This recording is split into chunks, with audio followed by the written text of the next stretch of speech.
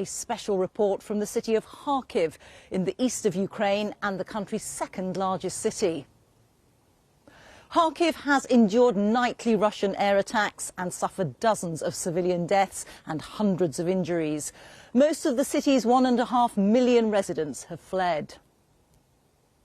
Well, the Ukrainian forces fought back a Russian armoured column in the early days of the invasion, and they've been fighting since to stop a further Russian advance. Our correspondent Quentin Somerville and cameraman Darren Conway have spent the week with the Ukrainian forces there, and I should warn you that their report contains graphic images from the front line that some viewers will find disturbing. Head to the very eastern edge of Ukraine and a ghostly vision of the country's fate unfolds before you.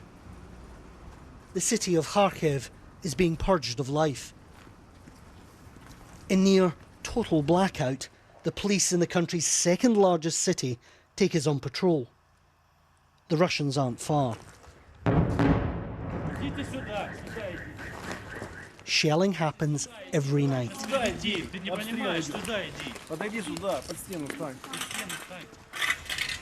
This close to the Russian border, there's another threat here. Saboteurs. No one escapes scrutiny. Alina, 76 years old, is lost and confused. In an instant, everybody's life here has been upended.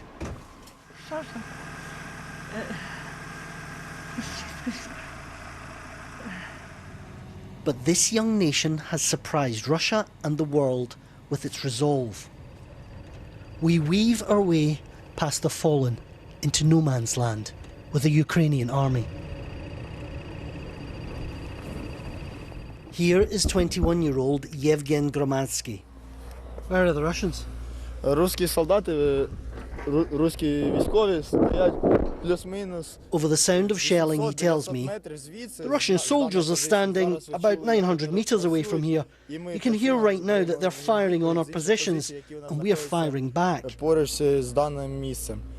It's a grenade launcher, British. But it's more than just a grenade launcher, it's a guided missile. Is it good against tanks? It's the best we have right now. How are the Russians fighting? They're fighting like soldiers of 1941. They attacking just like in front. Now they don't do any maneuvers. So yeah, they have a lot of people, have a lot of tanks, a lot of their vehicles and techniques. But we fight in our land and we protect our families. So it doesn't matter how they fight. We fight like lions, and they won't win.